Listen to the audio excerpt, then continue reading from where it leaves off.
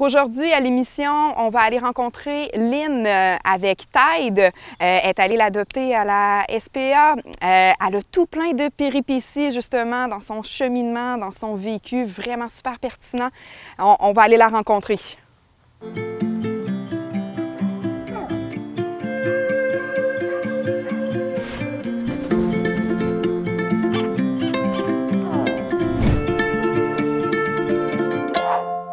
Salut Lynn! Bon matin!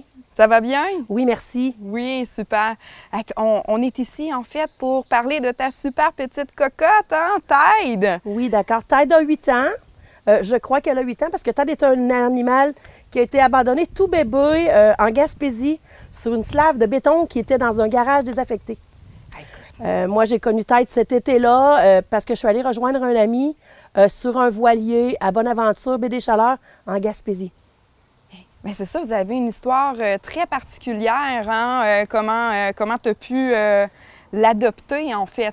Ça n'a pas été facile parce que l'ami en question avait un désordre mental et il consommait des drogues, si bien qu'il n'était pas capable de garder l'animal. Je l'ai pris avec moi en me disant que, puisqu'à mon appartement, il y avait bon nombre de chiens auprès des locataires, je pourrais faire la même chose moi aussi.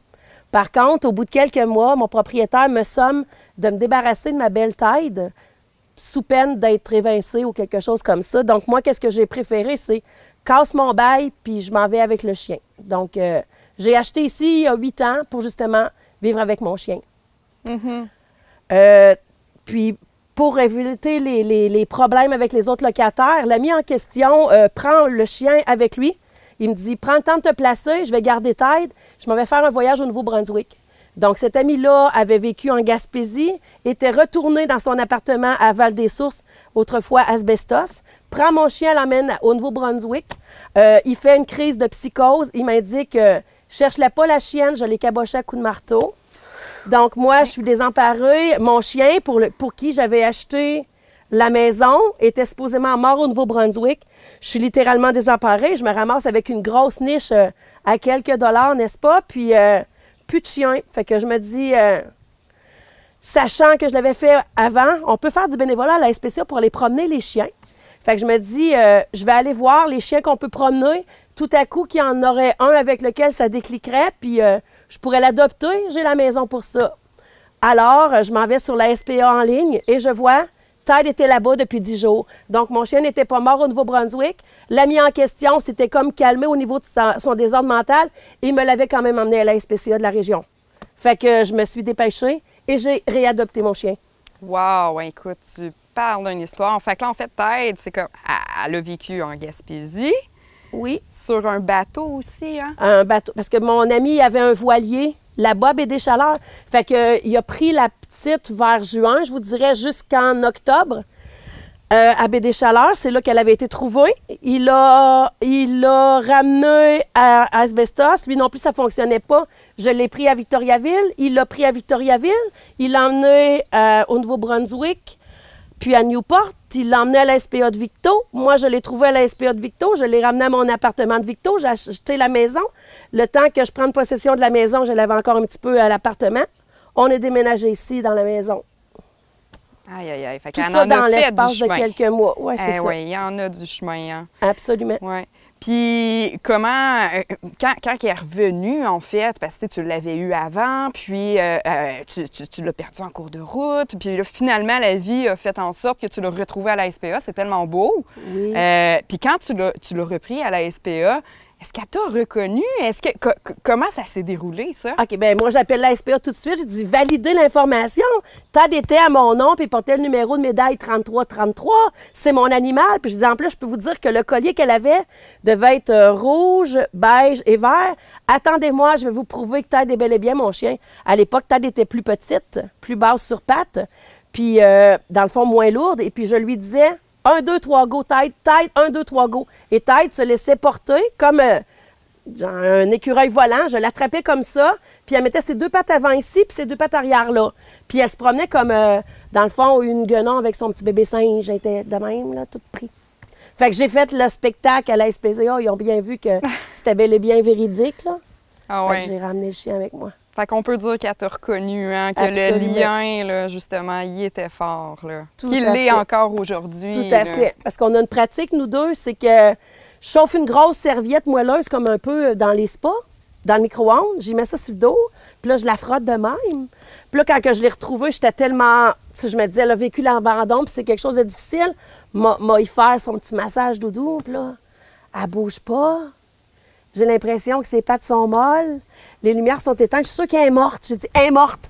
J'allume la lumière, puis là, elle se rouvre les yeux en voulant dire, hey, arrête-moi pas ça, je veux encore avoir ton massage. Fait que, on a des petites pratiques. Nous deux, on n'est pas des hyperactifs.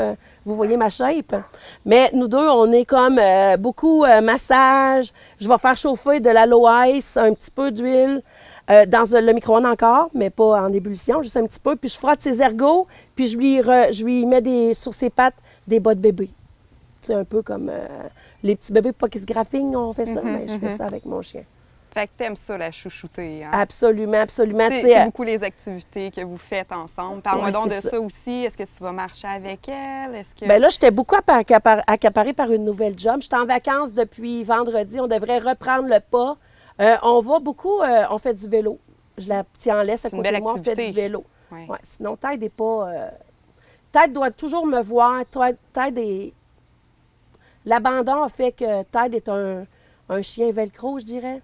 OK. Si elle ne me voit pas, puis je vais magasiner, puis je l'attache en quelque part, tellement qu'elle pleure, elle crée des attroupements. Mm-hmm. Elle pleure, ça ne me voit pas. Fait que, on est plus tranquille qu'hyperactif. Dans le fond. Puis tu viens de le mentionner, justement. Tu trouves qu'il y a quand même eu un impact aussi dans le vécu qu'elle a eu. Tu viens de mentionner, en fait, c'est l'abandon, puis là, qui est devenu comme un velcro. Oui. En voiture, ne serait-ce qu'en voiture. Tu vas pas faire le tour du monde avec elle, là, parce qu'elle fait juste sciller. Elle fait des... Tout le long du trajet, c'est fatigant. Puis, dans le fond, tout ce que j'ai trouvé à faire n'est pas légal. Je dis, Tide, viens en avant. Puis là, je peux la flatter, parce que si je n'y touche pas, c'est triste. Mais j'encourage les gens à adopter à la SPA. C'est une belle école de vie. Tu sais, on rejette pas les enfants parce qu'ils sont un petit peu dysfonctionnels. Puis on apprend tellement avec un animal qui a un vécu, tout comme un enfant qui a... Tout le monde, tous êtres vivants ont un vécu. Puis moi, je trouve ça important d'être à l'écoute, puis ça nous permet d'en apprendre sur nous. Puis, dans le fond, ils n'ont pas choisi leur vie nécessairement, ces animaux-là.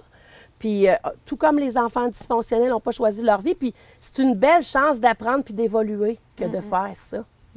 Puis, est-ce que tu as trouvé ça, je vais te poser comme ça, difficile? Est-ce que tu trouves qu'il y a eu des gros troubles de comportement quand tu l'as adopté? Ou, comme tu dis, il y avait une belle connexion aussi qui s'est créée? C'est un petit bébé. Tide, D'ailleurs, dans ma chambre, moi, il y a comme notre amour est éternel, toi et moi. Je t'aime du matin jusqu'au soir. Oh, Puis, wow. c'est ma chambre des maîtres. Et il y a 2 photos de couple, moi puis le chien. Ça veut tout dire. Oui, c'est ça. Mon chien, c'est ma vie. Puis, c'est... Je trouve aussi que dans certains événements, les animaux sont pratiquement plus humains que bon nombre d'humains entre eux. Fait que c'est ça, c'est une belle école que d'adopter des animaux. Mais aussi, j'ai toujours 2 phrases fétiches. On est responsable de l'animal qu'on adopte. Deviens quelqu'un pour quelqu'un, bien, deviens quelqu'un pour quelqu'un. Le quelqu'un peut être aussi un animal. C'est une belle philosophie, franchement, aussi, de partager ta vie comme ça avec ces phrases-là. Là. Fait comme que... Bien, c'est important, je pense, de mettre ça en application. Je trouve que ça s'est beaucoup, beaucoup, beaucoup perdu. Les valeurs sont... Les valeurs se perdent. Les valeurs se perdent. Je suis peut-être une vieille âme, je ne sais pas. Oui. Mais je te remercie infiniment, en fait, d'être là pour Tide. Puis encore une fois, là, tu sais, je vous encourage à prioriser au niveau des pet shops puis des chenilles et tout le kit. Là. Allez au moins jeter un coup d'œil sur la SPA en ligne, puis donnez donc une chance à ces pauvres petites bêtes-là qui attendent peut-être la mort dans des cages puis qui méritent tellement plus. Puis en plus, ça va vous donner vous ne ferez pas juste donner, ça va vous donner aussi. Ouais. Puis ils ont tellement d'amour à partager. Tout à fait. Si Tide est là pour toi, tu es là pour elle. Exactement. Puis souvent, c'est ça que je dis, même les chiens qui ont déjà vécu cet abandon-là, par contre, quand ils se recroisent, ils connectent encore, je dirais, 1000 fois plus. Ouais. Comme ton histoire, tu sais, comme tu dis, quand tu as été là-bas, elle t'a reconnu, elle t'a sauté dans les bras, tu sais, j'en ai des frissons hein, que tu m'en parles, tu sais. Ouais. Merci d'avoir partagé cette belle histoire. C'est moi qui te remercie énormément. Merci beaucoup.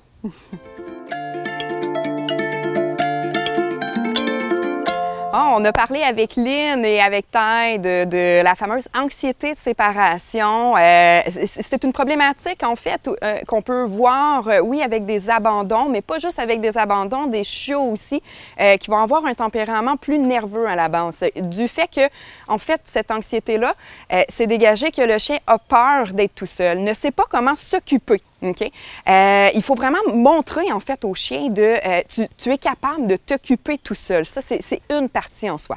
Donc, on peut faire des casse-têtes pour chiens, que j'appelle, pour les faire travailler intellectuellement. Plus qu'on les fait travailler intellectuellement, plus qu'ils vont s'épuiser même. Quand un chien travaille, justement, intellectuellement, on va multiplier par 5, en fait, le temps. Donc, s'il joue avec un casse-tête pendant 5 minutes, ce qui veut dire qu'il va s'épuiser pendant 25 minutes. Donc, ça, c'est un truc. On peut laisser un casse-tête quand on s'en va de la maison. Si on est dans la voiture, comme avec l'histoire avec Lynn qu'on a parlé, que oui, des fois le stress peut être augmenté, toujours de désorienter le chien et le laisser concentrer sur autre chose.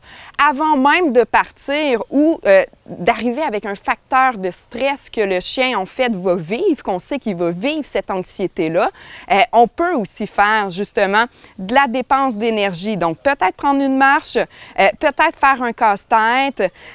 En fait, il faut un petit peu, justement, l'occuper, OK? Juste avant, pour dépenser cette énergie-là. Et à ce moment-là, il va un petit peu moins vivre ce stress-là et cette anxiété-là qu'on parle.